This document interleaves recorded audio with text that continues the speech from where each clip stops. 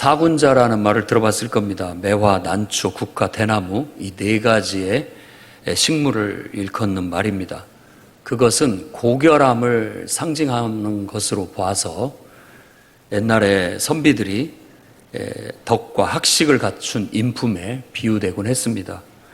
매화는 이른 봄의 추위를 무릅쓰고 제일 먼저 꽃을 피운다는 점에서, 그리고 난초는 깊은 산중에 있으나 은은한 향기를 멀리까지 퍼뜨리는 그런 특성으로 인해서, 국화는 늦은 가을에 첫 추위를 이겨내면서 꽃을 피워낸다는 점에서, 그리고 대나무는 모든 식물의 잎이 다 떨어진 추운 겨울에도 푸른 잎을 계속 유지한다는 점에 있어서 이 매난 국축은 바로 한 사람의 인격, 그리고 고상한 고결한 어떤 인품, 사람의 됨됨이를 잘 보여주고 있다라고 해서 선비들이 그림 속에 많이 그려냈던 그런 식물들이곤 합니다.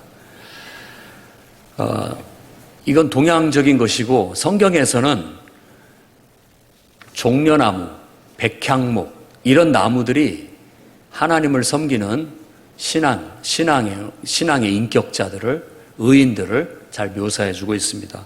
종려나무는 한 20-30m 정원수로 많이 쓰고 있는 나무이죠. 그래서 이파리가 한 2m, 3m 정도 되는 것으로 인해서 이것은 의인들의 승리, 뭔가 좀 이렇게 환영한 듯한 그런 나무의 모양을 가지고 있어서 승리의 환호, 어떤 의인들이 이와 같이 화려하게 승리할 것이다라는 걸 상징적으로 보여주는 나무이고, 백향목은 그야말로 나무의 황제라고 할 수 있고 수목의 왕이라고 할 수 있는 나무로서 레바논 산맥에서 한 해발 1000m나 1500m의 군락지를 이루고 자라는 나무라고 합니다. 높이는 한 40m 정도 자라고 지름이 한 3m 정도 될 수 있는 큰 나무라고 해요. 수명은 한 2000년에서 3000년까지 산다고 합니다. 나무 목질이 단단하고 그 나무에서 또 향기가 나서 1등 건축재로 쓰여져서 이 백향목 나무를 바로 의인이 그 됨됨이, 그리고 의인으로서의 그 기풍, 당당함, 그 아름다움, 그 멋짐을 그것에 빗대어서 많이들 얘기를 하곤 합니다. 오늘 우리가 읽은 이 시편은 다윗의 기도라고 하는 내용인데, 이 내용이 다윗이 하나님 앞에 떳떳한 의인으로서의 당당함을 가지고 사는 기도 말입니다. 그는 평생 사울 왕 때문에 아주 고통스럽게 추격당하면서 억울한 그런 어려움을 겪었던 사람입니다. 아마 그런 상황 속에서 자신의 떳떳함을 하나님 앞에 아뢰면서 불의하게, 말도 안 되게 자기를 추격하고 죽이려고 했던 원수에 대해서 하나님께서 반듯하게 심판을 내려주시기를 구하는 그런 기도를 드리고 있습니다. 그래서 저는 오늘 본문 말씀을 통해서 의인의 떳떳함이라는 제목으로 다음과 같이 하나님의 말씀을 여러분에게 전하고자 합니다. 첫째는 비난이 하나님 앞에서 타당하고 정당한지 밝히는 여러분들이 되기를 바랍니다. 2절 말씀에 보면 주께서 나를 판단하시며 주의 눈으로 공평함을 살피소서 라고 기도합니다. 아무튼 이 시 전반에 걸쳐서 다윗은 자신의 떳떳함, 의로움을 계속 주장하고 있습니다. 그의 기도말에는 한 줌 속일 게 없어요. 있는 그대로니까. 하나님이 살펴보시고 판단해 주시라, 심판을 내려주시라 라고 당당하게 말하고 있습니다.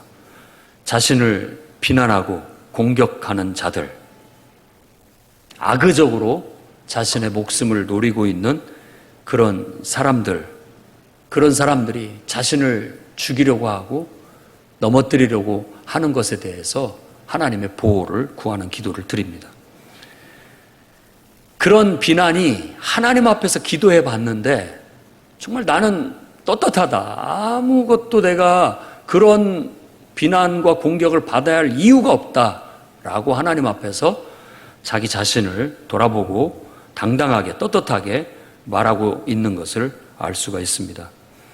이 비난이라는 건 남의 잘못이나 결점을 책잡아서 나쁘게 말하는 그런 표현입니다. 비는 아닐 비, 나는 어려울 날짜를 썼지만은 비라는 말 속에는 잘못됐다라는 그런 의미가 들어있고요.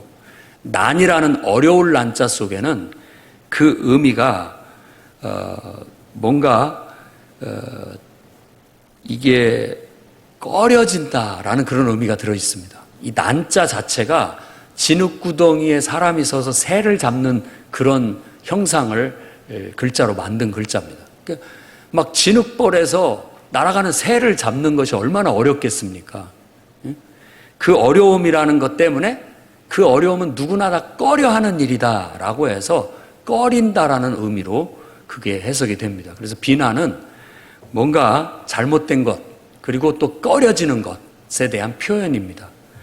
그러다 보니까 좋은 말로 안 나가죠. 일단은 잘못된 행위를 보고 그것이 우리한테 꺼려지고 해가 되기 때문에 싫은 것이 되기 때문에 그것에 대해서 우리가 불신을 표현하고 그것에 대해서 나쁘게 말하는 것입니다. 그래서 원초적으로 비난이 순기능도 가지고 있고 역기능도 가지고 있습니다. 대부분 우리는 역기능을 많이 비난이라는 말 속에 생각하고 있죠. 한번 생각해 보십시오. 여러분들이 누군가한테 아침에 일어나서 비난을 들었다고 생각해 보십시오.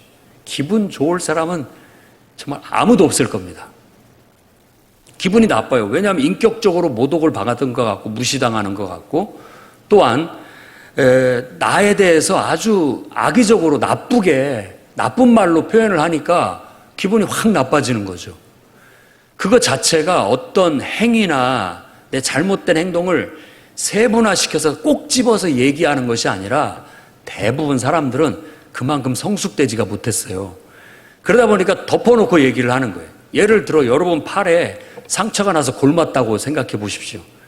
그러면 잘 살펴봐갖고 이 부분은 이 부분만 살짝 도려내거나 치유를 하면 되겠습니다 하면 되는데 팔을 잘라야 됩니다 라고 한다면은 여러분은 얼마나 황당하고 당황스럽겠습니까? 근데 우리들이 비난하는 말들을 가끔 가다 보면 좀 더 세분화해서 구체적인 점을 딱 집어서 그 부분이 잘못됐다라고 얘기하고 그 부분 때문에 힘들다라고 얘기하고 그 부분을 딱 도려내면 되는데 그게 아니라 아예 팔을 자르려고 든단 말이에요. 그러니까 얼마나 공격적이고 위협적으로 받아들이겠습니까? 예수님 말씀처럼 내 허물은 티끌처럼 보일 뿐이에요, 우리에게는. 근데 상대방의 허물은 항상 대들보처럼 보여요. 그러다 보니까 이게 왜곡되는 거예요. 내로는 안 부린 거죠. 내가 하면 괜찮은 거고 남이 하면 그건 아주 나쁜 놈이에요. 나쁜 짓이고 그렇게 보이는 습성이 우리의 본능 안에 들어있다 보니까 비난을 할 때 너무 과해요. 사람을 죽이려고 달려드는 것 같고 굉장히 공격적으로 달려듭니다. 그러다 보니까 나도 보호 본능이라는 게 있잖아요. 막 공격적으로 오면은 나는 또 그걸 되받아치는 거죠. 그게 악순환의 고리로 이어지는 겁니다. 여러분은 안 그럴 것 같지만 저는 그렇습니다. 누가 나한테 뭘 잘못했고 어쩌고저쩌고 막 사람 같지도 않다라고 얘기하면 그러면 이 심보가 탁 꼬여가지고 좋은 말이 안 나오죠. 나도 너는 잘하냐라고 바로 튀어나오죠. 똑같아요. 너는 뭐 얼마나 똑바로 잘하냐 이런 식으로 되받아치게 되는 거죠. 그러면 자기의 말을 곡해해서 알아들었다고 생각하면서 나를 왜 공격하냐, 너를 생각하고 얘기해 준 건데 라고 하면서 이제 2차전, 3차전 이렇게 이어지면서 결국은 살인까지 가게 된다는 게 인간의 이 악순환의 고리입니다. 그러면 이런 비난 앞에 우리는 어떻게 하면 이 순기능을 찾아볼 수 있을까라는 것이 오늘 지금 첫 번째 말씀의 핵심입니다. 하나님 앞에서 내가 비난을 들었거든. 그 비난이 타당한지 정당한지 기도해라는 겁니다. 다윗이 지금 하나님 앞에 가서 따져보십시오. 하나님, 나 떳떳합니다. 내가 뭐 잘못한 것이 있는지 한번 살펴봐 주십시오 라고 하듯이 그 사람의 비난이 내가 잘못됐다라고 얘기하는데, 감정 상한 것은 일단 뒤로 넘기고, 이 감정에 사로잡히면 옳고 그름은 이미 끝이 난 겁니다. 그리고 이성적인 판단도 끝이 난 겁니다. 감정을 좀 뒤로 하고, 아니 땐 굴뚝에 연기는 안 나는 법이니까 왜 그런 말을 했을까? 무엇 근거로? 그 말은 타당한가? 그런 비난이 정당한가를 따져보는 겁니다. 그럴 수만 있다면 여러분들은 의인이에요. 의인입니다. 매난 국주처럼 향기가 이렇게 나고, 그 모든 식물들의 특징을 다 살펴보십시오. 전부 추위, 어려움, 그 속에서 꽃을 피우고 나름대로의 뭔가를 드러내고 있다는 거거든요. 그러니까 비난 앞에서도 우리가 그것을 악의적으로만 받아들일 것이 아니라 그 속에서도 아름다운 향기를 뿜어낼 수 있고 멋진 모습을 드러낼 수 있는 방법은, 그 비난이 하나님 앞에 딱 갖고 갔을 때 그분 앞에 타당한가, 정당한가를 기도해보고 분별해보는 겁니다. 그래서 그것이 정말 타당성이 있고 정당하다면 그걸 받아들이는 겁니다. 그게 비난의 가치라고 얘기를 해요. 비난도 다 나쁜 게 아닙니다. 비난이 가치가 있는 것은 잘못됐다는 지적을 받고 누군가가 그걸 깨닫게 된다라는 거. 그래서 그걸 고칠 수만 있다면 얼마나 더 유익하고 좋은 것이겠습니까? 우리 의인들은 비난을 가치 있게 받아들일 줄 아는 사람입니다. 또한 한 가지는, 그 비난을 들었을 때 내가 잘못됐구나 하는 걸 인정하고 책임질 줄 알고 고쳐나가는 그 태도 또한 의인입니다. 얼마나 이게 훌륭한 것인지 몰라요. 아주 고매한 거죠, 이거야말로. 이게 바로 책임의 가치라고 하는 겁니다. 한번 사회를 이렇게 훑어보십시오. 비난의 가치를 제대로 잘 활용하는 사람이 있는가? 책임의 가치를 잘 드러내고 있는 사람이 있는가? 아니, 나는 지금 비난할 때 정말로 그 사람을 위해서 그 사람의 이 잘못된 점을 고쳐주고 싶어서, 그래서 그 사람이 더 나아질 수만 있고 정말 나쁜 상황을 개선할 수만 있다면 얼마나 좋을까라는 그런 마음에서 비난을 활용하고 있는지, 아니면 정말 악의적으로 시기 질투, 막 그냥 아무 생각 없이 싫어가지고 그냥 무조건 헐뜯고 보자, 무조건 나쁘게 말하고 보자, 이런 식으로 비난을 하고 있는지 한번 돌아봐야 되겠습니다.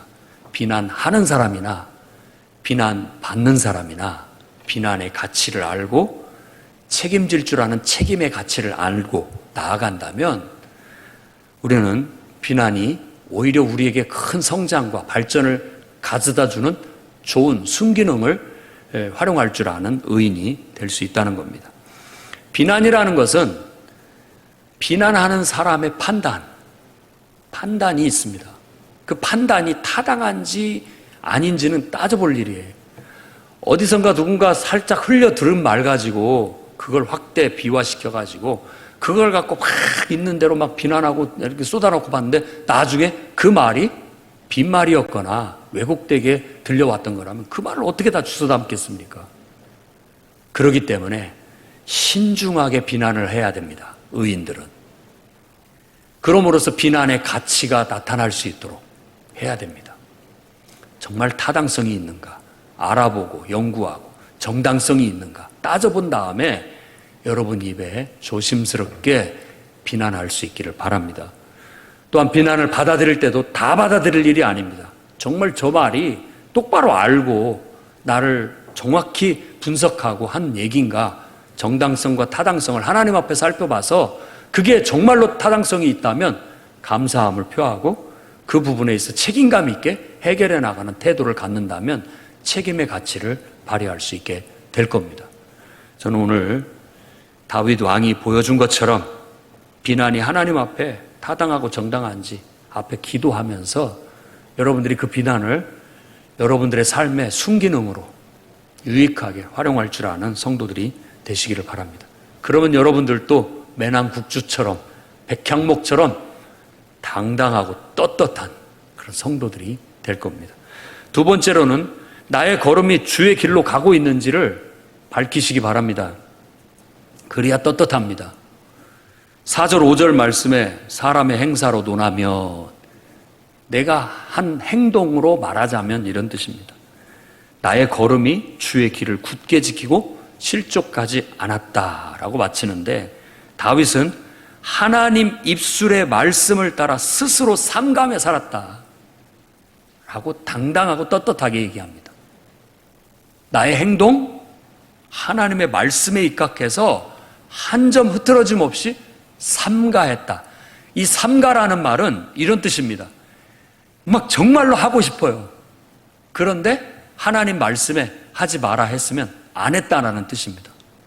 여러분 그런 적이 있습니까? 막 하고 싶어 막 미치겠는데 하나님 말씀에 하지 마라 해가지고 그걸 막 꾹 참아내 본 적이 있냐고요. 그 다음에 삼간다라는 것은 하기 너무나 싫은데, 정말 꼼짝하기도 싫고 아예 마음도 안 내키고 기분도 안 나요. 아무것도 하고 싶지 않아요. 그런데 하나님 말씀에 하라고 하니까 어거지로라도 했습니다. 그게 삼가한다는 뜻이에요. 여러분들은 신앙생활하면서 그런 적이 있습니까? 진짜 막 죽어도 하기 싫은데 하나님 말씀에 하라고 하니까 그냥 막 너무나 하기 싫은데도 어거지로라도 해본 적이 있냐고요.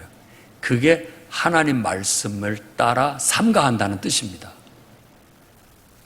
다윗 왕도 철천지 원수 같은 자기를 부당하게 추격하고 죽이려는 그 원수가 눈앞에 있을 때 2번이나 죽이고 끝낼 수 있는 기회가 있었습니다. 그런데도 꾹 참았습니다. 왜? 하나님 말씀 때문에. 어찌 감히 하나님의 기름 부음 받은 자를 내가 해할 수 있겠느냐라고 참아냈던 거예요. 이게 하나님 말씀대로 삼간 거예요. 그랬기 때문에 지금 하나님 앞에 당당하게 말할 수 있는 거예요. 내가 늘 하나님 말씀대로 살려고 힘썼고 주의 길을 걸어왔습니다. 그렇기 때문에 저는 떳떳하고 당당합니다 라고 말하는 겁니다. 여러분은 어떻습니까? 여러분의 지금 신앙생활이나 하는 모든 일들이 하나님 말씀대로 가고 있습니까? 주의 길로 가고 있느냐고요. 우리가 하나님 앞에 11조 헌금을 드리는 것, 또 우리가 하나님을 위해서 봉사하는 것, 또 주일 성수를 하는 것, 이런 모든 면에 있어서 내가 머릿속으로 계산하고 따지고 내가 하고 싶은 대로 하는 것이 아니라 그저 순수하게 하나님 말씀대로만 해나가고 있느냐, 그 속에 오히려 은혜와 능력의 비결이 있고 하나님의 축복의 비결이 있는데도 불구하고 우리는 세상 사람들의 논리, 또 내 계산, 나름대로의 여러 가지 합리화, 개똥철학, 이런 것들이 다 복합적으로 해서 이걸 희석시키려고 하고 적당히 하려고 하고 뭐 그냥 오히려 가책도 안 받으려고 하고 그거에 대한 무거운 책임도 안 지려고 하고 희생도 안 지려고 하듯 너무나 쉽고 편안하게만 주의 길을 가려는 것이 아니라 항상 하나님을 나를 위해서 이용해 먹는 도깨비 방망이 정도로만 생각하는 그런 신앙을 하고 있다면 아주 저속한, 우리는 아주 어린아이 같은 신앙에 머물러 있다는 걸 기억해야 됩니다. 오히려 하기 싫어도 할 줄 알고 하고 싶어도 멈출 줄 아는 하나님 말씀에 기준을 두고 살아가는 성숙한 신앙들이 의인의 기풍을 드러내고 의인의 당당함을 보일 수 있는 길이라는 것을 오늘 깊이 새기시고 여러분 자신을 돌아보아 하나님 앞에 온전히 100% 순종하며 주의 말씀을 따라 주의 길로 걸어가는 떳떳한 성도들이 되시기를 바랍니다. 세 번째로는 의인의 특권을 누리며 살아가시기 바랍니다. 이렇게 당당하고 떳떳한 사람들, 항상 정말 어질고 덕이 있고 그리고 하나님의 형상을 닮았다 해서 우리를 성도라고 하지 않습니까? 옛날 우리 어른들은 선비라는 이름을 좋아했습니다. 선비는 순수 우리말이에요. 선배라는 말에서 변형돼서 선비가 됐다고 합니다. 선이라는 말은 어질다는 뜻이고 이 비라는 배라는 뜻 속에는 지식이 많다, 학식이 많다라는 거예요. 그래서 우리도 학교에서 선배님 한다라는 게 사실 선비라는 말과 같은 거예요. 선배님은 나보다 더 어질고 나보다 더 아는 게 많다라는 의미에서 선배님 하는 겁니다. 근데 그러지 못한 선배들도 간혹 있죠. 우리가 성도라고 말했을 때도 그런 느낌으로 성도라는 이름을 써야 되고 우리 스스로도 성도라는 정체성을 그렇게 가질 수 있기를 바랍니다. 성도는 하나님을 품고 하나님의 형상을 닮아가는 거룩하고 정말 하나님의 아름다운 덕을 널리 선전하는 빛이요 소금과 같은 값진 존재들이에요. 그래서 고개를 빳빳이 들고 가슴을 펴고 걸음걸이를 반듯하게 하면서 떳떳하고 당당하게 살아가는 겁니다. 우리가 이 세상에 살아가면서 괜한 비난받고 손가락질받고 욕먹고 부끄럽고 더럽고 추잡한 그런 모습은 보이지 않는, 우리는 그저 하나님이 내 안에 계셔서 오직 하나님 말씀에만 순종하고 하나님의 뜻대로만 주의 길만을 떳떳하게 걸어가는 그런 사람으로서, 때로는 그렇게 살아감으로써 우리가 받아야 할 고난과 역경이 있다면 기쁜 마음으로 이겨내고 극복해 나가는 그런 성도로서의 기품, 그 당당함을 가지고 살아가야 될 줄로 믿습니다. 그랬을 때 그 의인에게 하나님은 많은 특권을 주시는 거예요. 오늘 다윗도 노래하고 있듯이 그랬더니 하나님의 구원을 경험하게 되었다. 또 말씀의 표현대로 보면 하나님의 기이한 사랑을 내가 맛봤다. 결국 우리를 원수들은 막 애워싸서 우리를 어떻게든 꺾어버리려고 하고 우리를 더럽히려고 하지만 끝끝내 더럽히지 않고 꺾이지 않는 존재들로 하나님께서 원수들의 목전에서 우리에게 상을 베풀어 주시고 우리를 높여주시니까 결국은 그들을 부끄럽게 해주시더라. 이게 바로 의인이 누리는 특권이라 할 수 있겠습니다. 그뿐만이 아니라 어떤 보상을 받지 않는다 할지라도 하나님 앞에서의 그 떳떳함 자체가 보상이죠. 그 당당함, 그리고 그 하나님 앞에서 하나님 안에서 누리는 그 만족감, 그렇게 살았다라는 만족감과 긍지와 자부심, 이것이 보상이 될 수 있다라는 겁니다. 거기다가 더 나아가 하나님께서는 성경에 기록되어져 있는 모든 복을 그 의인에게 부어주겠다고 합니다. 그러니 우리가 얼마나 그 놀라운 특권을 가지고 있는지, 성도로서의 특권, 의인으로서의 특권을 누릴 수 있기를 바랍니다. 이 땅에서 여러분들이 못 받았다 할지라도 애석하게 생각하지 마십시오. 예수 그리스도께서 약속하신 그날 그 부활의 생명, 그거 하나만도 해도 이 세상에서 누리는 모든 복을 다 상쇄할 만큼 값진 겁니다. 그렇기 때문에 애석하게 생각할 필요가 없어요. 오히려 내가 영생을 얻고 부활의 생명을 얻고 하나님 나라를 기업으로, 유산으로 물려받을 수 있다는 것은 이 세상의 어떤 보상보다도 더 크고 놀라운 보상이니 그것을 기뻐하고 그 특권을 여러분들이 하나도 놓치지 말고 다 누릴 수 있는 성도들이 되시기를 주의 이름으로 축원합니다. 기도하겠습니다. 거룩하신 주님,